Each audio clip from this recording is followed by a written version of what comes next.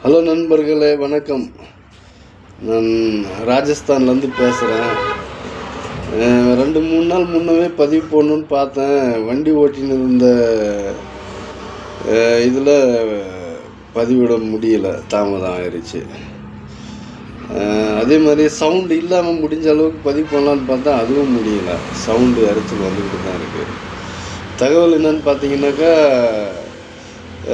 நாங்கள் பற்ற போகிறதுக்கான பொருளெல்லாம் இறக்கி அதுக்கான ஈடுபாடில் இருந்துக்கிட்டு இருந்தோம். எங்கள் சொந்தக்காரங்க 4 பேர் போயிட்டு போடுற நேரத்தில் மறுபடியும் இஸ்மாயில் அல்பாயோட பசங்க வந்து தகராறு பண்ணியிருக்கிறாங்க. அது ஏன் அவங்க மனநலம் பாதிக்கப்பட்டவங்களா என்னன்னு எனக்கு ஒரு டவுட்டாக இருக்குது. இது கொஞ்சம் கூட முகாந்திரமே இல்லாத ஒரு செயலாக இருக்குது. சரி, அவங்க வழிபடி எதுக்குறாங்களோ சொல்லிட்டு எத்தனையோ வழி இருக்குது, நாங்கள் ஃபாலோ பண்ணுற வழி இது.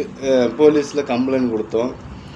அவங்க கம்ப்ளைண்ட் ஏற்றிக்கிட்டு குறிப்பிட்ட நாள், அதாவது 8ஆம் தேதி வரும்படி அழைப்பு விடுத்தாங்க. அது மாதிரியே என் சைட்லேருந்து தப்பி போயிருக்கிறான். அவங்க சைடில் புகார் 3 பேர் மேலேயும் இருக்குதுங்கிறதுனால 3 பேருமே கண்டிப்பாக போயிருக்கணும். போகலை, ஆமது மட்டும் போயிருக்கிறான். மீதி யாரும் வரலைங்கிறதுனால 25ஆம் தேதி வரும்படி சம்மன் கொடுத்துருக்குறாங்க. அது அப்படியே இருக்குது. சில விசாரணை பண்ணும்போது அவன் என்ன சொல்லியிருக்கிறான்னா, இந்த மாதிரி 19 சென்ட்டு எழுதியிருக்கிறாங்க, அது எங்களுக்கு வேணும் அப்படின்னு. அந்த 19 சென்ட்டு அவங்களுக்கு எப்படி போச்சுங்கிற விஷயமே எங்களுக்கு தெரியணும்.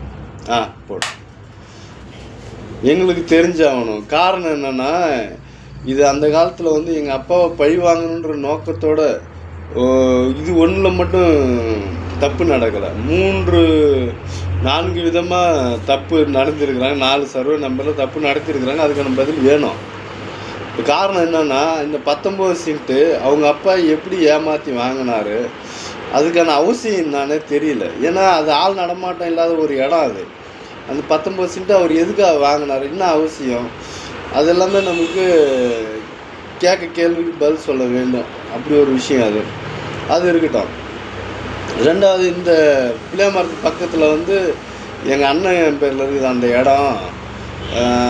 65 சென்ட்டு, அதாவது சோலையாச்சாரிய இடத்துக்கு வடக்க சொல்லிட்டு வரையாறு இருக்குது இல்லையா, அந்த இடம் எங்கள் அண்ணன் பேரில் இருக்குது. இருந்தாலும் அவர்கிட்ட தான் கேட்கணும். நான் வாரத்துக்கு தான் பயிர் ஓட்டுறேன் அப்படின்ற மாதிரி விட்டுருக்குறோம். நீ வாரத்துக்கு பயிர் ஓட்டுறோம், அதோடு இருக்க வேண்டியது தானே. நீ ஏன் இடையில சண்டைக்கு வர? நீ வர்றதுனால உன் பேர் அடிப்படுது இல்லையா? நீ அதுக்கான பதில் தானே சொல்லணும். இப்படி ஏமாத்து வேலை ஏன் பண்ணுற? அதான்